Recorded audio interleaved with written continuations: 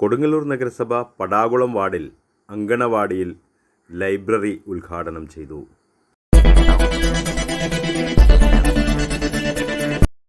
കൊടുങ്ങല്ലൂർ നഗരസഭ പടാകുളം 40-ാം വാർഡിൽ അങ്കണവാടിയോടനുബന്ധിച്ച് പുതിയ വായനാമുറി രൂപീകരണവും അവിടേക്കുള്ള പുസ്തകങ്ങളുടെ സ്വീകരണവും സംഘടിപ്പിച്ചു.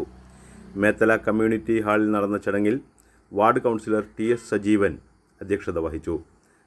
ജനകീയ പങ്കാളിത്തത്തോടെ അങ്കണവാടികളിൽ പുസ്തകമുറികൾ തുറക്കുന്ന ജില്ലാതല ഉദ്ഘാടനത്തിന് ശേഷം ആദ്യമായി ലൈബ്രറി ആരംഭിക്കുന്നത് പടാകുളം വാർഡിലാണ്.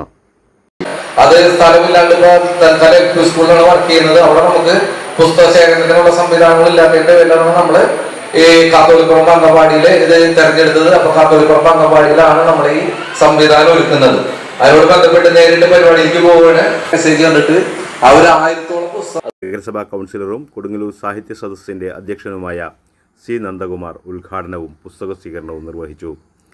ഒരു കാലഘട്ടത്തിൽ കേരളത്തിന്റെ മാത്രമല്ല ഭാരതത്തിന്റെ മുഴുവൻ ശ്രദ്ധയും പിടിച്ചു പറ്റിയ ഒരു മേഖലയാണ് ഈ കൊടുങ്ങല്ലൂരിൽ തന്നെ, പ്രത്യേകിച്ച് ഈ ശൃംഗപുരം പോലെയുള്ള ഭാഗവും.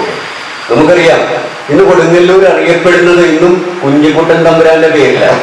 എത്രയോ വർഷങ്ങൾക്ക് മുൻപേ അസ്തമിച്ചു പോയ അല്ലെങ്കിൽ യവനികയ്ക്ക് പിന്നിലേക്ക് അന്തർധാനം ചെയ്ത ആ മഹായുഗ പ്രഭാവൻ കൊടുങ്ങല്ലൂരിൽ മാത്രമല്ല സാഹിത്യ കേരളത്തിൽ കൊളുത്തിവെട്ട ദീപശിഖയുടെ വെളിച്ചത്തിലാണ് നമ്മൾ ഇന്നും മുന്നോട്ട് പോയിക്കൊണ്ടിരിക്കുന്നത്.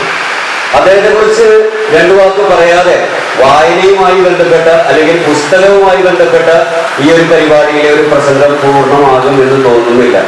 കുഞ്ഞിക്കുട്ടൻ തമ്പുരാൻ ആരായിരുന്നു? കുഞ്ഞിക്കുട്ടൻ തമ്പുരാൻ കൊടുങ്ങല്ലൂർ കോവിലകത്ത് ജനിച്ചു വളർന്ന് 4-ാം ക്ലാസ്സിൽ തന്നെ 4 വയസ്സിൽ തന്നെ കവിതയുടെ അസ്ക്യത പ്രകടിപ്പിച്ചു തുടങ്ങുകയും എഴുത്തുകുത്തുകൾ ഉൾപ്പെടെ സന്ദേശങ്ങൾ മുഴുവൻ കവിതയിലൂടെയാക്കുകയും നാടകങ്ങൾ ഉൾപ്പെടെ പ്രഹസനങ്ങൾ ഉൾപ്പെടെ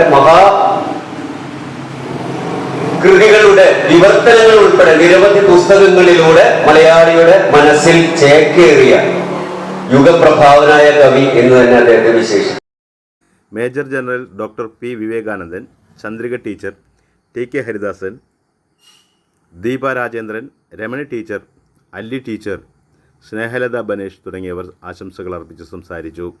ചടങ്ങിൽ വച്ച് പടാകുളം വാർഡിലെ നിരവധി കുടുംബങ്ങൾ 100 കണക്കിന് പുസ്തകങ്ങൾ ലൈബ്രറിക്ക് കൈമാറി.